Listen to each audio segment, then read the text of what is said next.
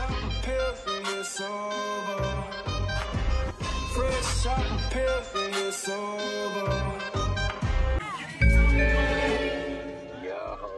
Film ini berdasarkan sebuah kisah nyata dari seorang penggila pesta bergaya hidup mewah, tapi ia sebenarnya tidak memiliki pekerjaan, bahkan usaha kecil pun ia tidak punya. Tetapi semua orang yakin dengan cara ia menampilkan gaya hidupnya sebagai seorang yang memiliki kekayaan yang tidak ada habis-habisnya. Jason Derek Brown, seorang pemuda yang masih menganggur tetapi memiliki sebuah mobil Cadillac mewah. Dari mana Jason mendapatkannya? Jason juga sangat dekat dengan dunia kriminal hingga dunia narkoba. Dari dunia ini, Jason lebih meyakinkan dirinya sebagai orang kaya. Dari cara, gaya, dan pembawaan Jason yang terkesan memang seperti orang kaya, padahal ini hanya sebuah trik untuk mendapatkan uang dari hasil menipu hingga meminjam dari bank. Semua hasil uang yang dihasilkan dari menipu, Jason habiskan hanya untuk berpura-pura, berfoya-foya, berpesta, hingga mengencani cewek-cewek cantik sampai dengan berpesta. Oh no! Pernah suatu hari Jason ini melakukan cara menipu dengan cara yang unik. Di malam hari, di sebuah klub malam, ia mencoba memasuki ruangan khusus VIP yang di dalamnya orang-orang yang kaya. Jason berpura-pura bahwa ia juga adalah seorang yang super kaya, seakan-akan kenal sekali dengan orang-orang yang memesan meja di situ. Terlihat Jason yang akrab dengan para pengusaha ini. Akhirnya Jason bisa join bersama mereka dalam satu meja yang sudah disediakan minuman plus dengan wanita-wanita cantik. Seharian mereka berpesta hingga dari salah satu pengusaha ada yang mabuk berat. Jason pun memanfaatkan kondisi itu dengan mengambil dompet dari salah satu pengusaha, memanfaatkan semua fasilitas pengusaha dari credit card hingga kapal pesiar orang tersebut. Semuanya itu hanya untuk hidup berpura-pura dan berpesta dengan cewek-cewek cantik. Tetapi entah kenapa Jason dikejar-kejar khusus FBI. Apa sebenarnya yang dilakukan Jason sehingga kepolisian tidak bisa menangkap Jason, justru harus ditangani oleh FBI langsung. Awalnya Jason mencoba lari dari sebuah masalah-masalah yang ia buat, menipu, meminjam uang ke bank, hingga tidak pernah membayar 1% pun untuk biaya cicilannya. Semua perbuatannya diketahui oleh kepolisian atas dugaan penipuan, yang mulanya Jason hanya ingin menghindari masalah hutang piutang saja, justru menjadi masalah besar buat Jason. Untuk menghindari masalah hutang piutang tersebut di tempat tinggalnya yang lama, Jason mulai pindah ke sebuah perumahan elit yang ia sewa dari seorang perempuan cantik bernama Melanie. Melanie sangat yakin dengan cara dan gaya Jason bahwa Jason adalah seorang pengusaha kaya raya yang bergerak di bidang ekspor barang-barang golf. Rumah yang disewa Jason adalah rumah yang berhadap-hadapan dengan rumah Melanie, sehingga Jason lebih sering bermain ke rumah Melanie. Jason mulai mencoba lebih dekat dengan Melanie beserta anak Melanie, sehingga lama-kelamaan Jason dan Melanie memiliki hubungan spesial, bisa tidur gratis bersama Melanie di rumahnya. Tetapi masalah tetap datang mencari Jason. Jason yang memiliki pinjaman duit di sebuah pinjol, bahkan bank nasional sekalipun, sehingga kemanapun Jason bersembunyi, yang namanya hutang piutang akan tetap dicari oleh debt collector. Pernah suatu hari Jason masuk sebuah klub malam dengan spesial ruangan VIP dan menyewa seorang perempuan cantik. Saat melakukan pembayaran, ternyata semua uang yang ada di kartunya sudah diblokir, sehingga ia pun ditendang dari klub itu. Saat itu juga preman-preman suruhan yang mendatangi Jason, debt collector yang berkedok seperti preman, langsung menghajar Jason tanpa ampun. Jason masih diberi keringanan untuk melunasi hutang-hutangnya. Preman-preman ini memberikan Jason keringanan untuk melunasi hutangnya sebesar $80.000. Jason harus melunasi itu dalam 3 hari. Kalau belum lunas, Jason bisa dipanggil sang ilahi. Jason yang mulai pusing dan bingung karena ia harus melunasi hutangnya dalam 3 hari. Bagaimana cara untuk mengumpulkan uang sebesar $80.000 dalam 3 hari? Jason mulai mencari cara, berusaha meminjam pinjaman ke jasa keuangan dadakan agar bisa dikasih pinjaman untuk melunasi hutangnya. Tetapi karena Jason ini memiliki histori yang jelek di dalam dunia perbankan, usaha untuk meminjam akhirnya ditolak. Esoknya Jason pergi lagi menemui ibunya. Ibunya yang sudah 3 tahun tidak pernah ia jumpai, telepon pun ia tidak pernah, tiba-tiba datang ke rumah ibunya untuk meminta tolong agar ibunya bisa memberikan uang pinjaman sebesar $20.000. Yang niat awalnya Jason mengatakan ke ibunya bahwa ini ia sedang membangun sebuah bisnis. Ibu Jason yang kaget tiba-tiba anaknya bisa datang ke rumahnya karena ia tahu kelakuan anaknya yang selalu berbohong dan tidak mungkin membangun sebuah bisnis. Ibunya juga tahu Jason ini sudah pernah meminjam uang juga ke saudara-saudaranya. Jason yang terus dimarahi oleh ibunya akhirnya tidak memberikan 1% pun uang kepada Jason. Justru Jason dianjurkan oleh ibunya agar taubat saja dan lebih baik di jalan yang benar, tidak perlu bergaya-gaya model orang kaya. Jason yang tidak tahan mendengar ocehan ibunya, akhirnya Jason pergi dengan nada amarah dan sumpah serapah ke ibunya.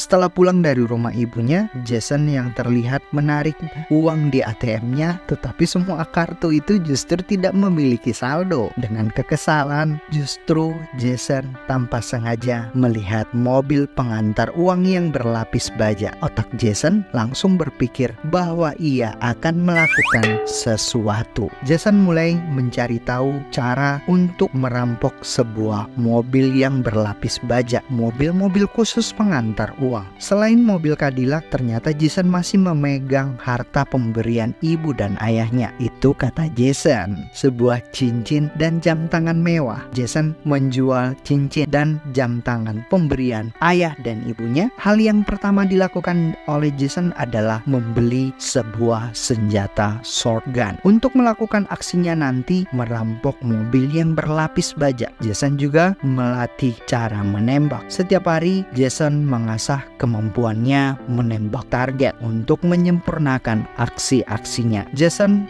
juga membutuhkan seseorang yang bisa membantunya. Jason mencoba mencari orang yang bisa membantunya untuk membobol mobil pengantar uang. Jason bertemu dengan teman lamanya, seorang narkoboy bernama Kyle. Dengan otak licik Jason, awalnya ia mengajak Kyle ini untuk berpesta-pesta kecil saja di rumah Kyle. Dan setelah Kyle mabuk dan sudah mulai tidak sadar, Jason mulai menjelaskan rencana yang akan ia lakukan. Sebuah rencana merampok uang di dalam sebuah mobil. Dengan perkiraan Jason, mereka akan bisa mendapatkan uang dari rampokan sebesar $300.000 yang nanti mereka bisa bagi 2. Dengan tugas, Kyle cukup menembak salah satu petugas saja. Sisanya nanti Jason yang akan selesaikan. Kyle yang merasa mereka ini adalah orang-orang yang amatiran, belum pernah menembak siapapun seumur hidup mereka, otomatis Kyle juga akan berpikir mungkin penjara akan menunggu mereka. Akhirnya Kyle menolak ajakan Jason dan mengusir Jason keluar dari rumahnya.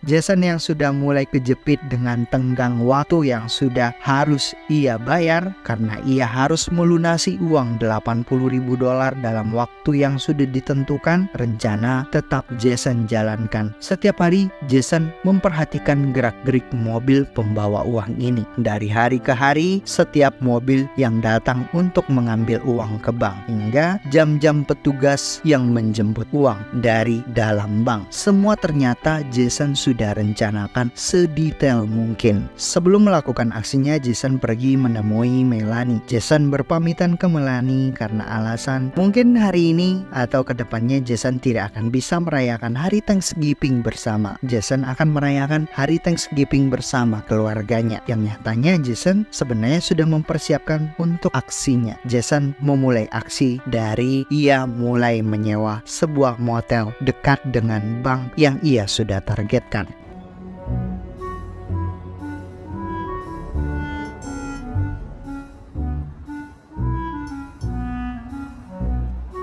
Di hari Thanksgiving, di saat semua orang sedang berkumpul bersama keluarga, di saat itu juga Jason memulai aksinya. Jason keluar dari motel di pagi hari menggunakan sebuah sepeda dan berjaga-jaga di pinggiran gedung sambil mengintai petugas yang akan datang untuk mengambil sekantong uang di dalam bank yang akan disetorkan nanti ke kantor pusat. Dan saat mobil berlapis baja itu sudah terparkir di depan gedung, petugas mulai mengambil uang dari bank dan menuju ke dalam mobil. Di saat itu juga Jason yang sudah siap-siap di depan pintu dengan menggunakan shotgunnya langsung menghadang petugas dan menghujamkan beberapa besi panas ke petugas tersebut.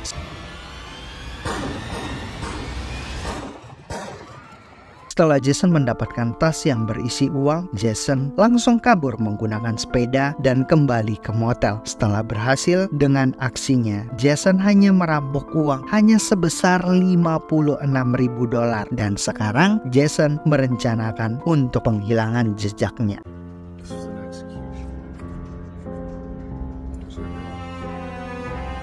Detektif Lance Lansing yang menangani kasus ini mulai mencari tahu berdasarkan dari CCTV. Detektif juga mengidentifikasi sidik jari dari sepeda yang digunakan Jason, dan Jason Derek Brown menjadi tersangka utama dalam kasus kematian seorang petugas keamanan. Detektif mulai mencari tahu semua tentang Jason, dari data-data keuangan yang sudah di blacklist di bank hingga sang detektif yang mengunjungi rumah Melanie, tempat awal Jason pindah ke wilayah itu. Ternyata Melanie tidak banyak tahu tentang cerita Jason, membuat polisi juga mulai mencari cara opsi lain untuk mengetahui lebih dalam pergerakan Jason sudah sampai mana. Detektif Lansing mencari tahu asal muasal shotgun yang digunakan oleh Jason. Justru semua data alamat atas pembelian senjata adalah data dari alamat rumah Kyle. Atas insiden ini, Kyle juga ikut terseret dan ditangkap oleh kepolisian. Esok paginya Jason pergi menemui kakaknya David. Awalnya tidak tahu apa-apa. Jason meminta tolong ke kakaknya agar mobil yang digunakan Jason saat merampok untuk dibersihkan dan dimodifikasi kembali. Yang bertujuan Jason adalah menghilangkan sidik jari dari mobil tersebut. Awalnya kakaknya juga bingung dan menolak permintaan Jason karena David juga tidak tahu atas dasar apa Jason harus menyuruhnya untuk memodifikasi mobil ini. Padahal seharusnya Jason juga bisa melakukannya sendiri. Karena merasa kasihan melihat Jason yang terus meminta tolong, akhirnya David menyetujui apa yang diminta oleh Jason. Setelah Jason sukses meyakinkan kakaknya untuk membantunya, sekarang Jason menghubungi Jamie, kakak keduanya. Jamie yang tinggal di Palomares meminta tolong ke Jamie untuk tinggal sementara di Palomares. Tetapi kebiasaan hidup poya-poyanya masih tetap berlanjut. Jason yang sukses merampok uang $56.000 tetap masih sempat-sempatnya Jason mentraktir Jamie beserta cewek-cewek cantik untuk party di klub malam. Yeah. He was here 2 days ago.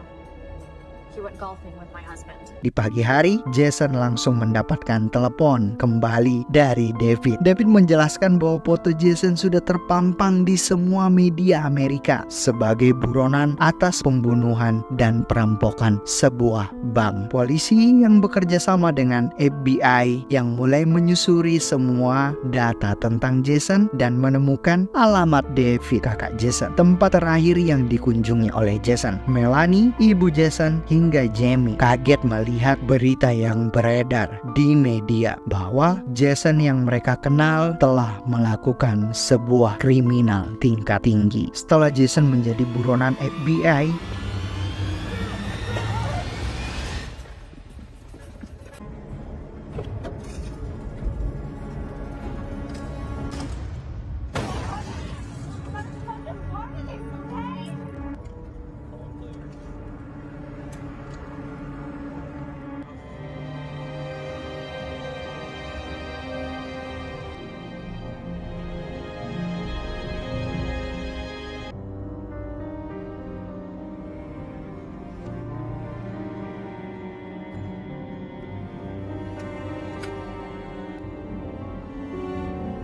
Sebenarnya Jason adalah anak yang baik dari 3 bersaudara, anak yang paling kecil. David adalah anak yang pertama, seorang pengusaha sukses yang memiliki hidup bersama keluarga kecilnya. Sementara Jamie, kakak Jason kedua, orang yang selalu care terhadap Jason, orang yang peduli dengan kondisi Jason. Begitu sebaliknya, Jason lebih peduli terhadap Jamie dibanding kepada ibu ataupun kakaknya. Sementara Jason Derek Brown adalah anak yang paling dimanja oleh ayahnya. Semenjak ibu dan ayah mereka bercerai, hak asuh di tangan ayahnya. Jason yang sudah mulai terbiasa hidup dimanjakan oleh ayahnya dengan materi membuat Jason lebih rapuh dan lebih mengandalkan hal apapun semua berdasarkan materi. Apapun ia lakukan demi bisa mendapatkan yang ia inginkan. Jason lebih justru suka berpoya-poya dan suka dengan kesenangannya sendiri. Dari hal inilah yang membuat Jason menjadi laki-laki yang pengecut, menghalalkan segala cara untuk mendapatkan apapun yang ia mau biar terkesan seperti orang yang memiliki materi. Dengan cara didikan yang diandalkan oleh ayahnya berdasarkan oleh materi, membawa Jason ke masalah yang lebih besar, menghilangkan nyawa orang lain, merampok bank yang membuat ia menjadi buronan DPO Amerika.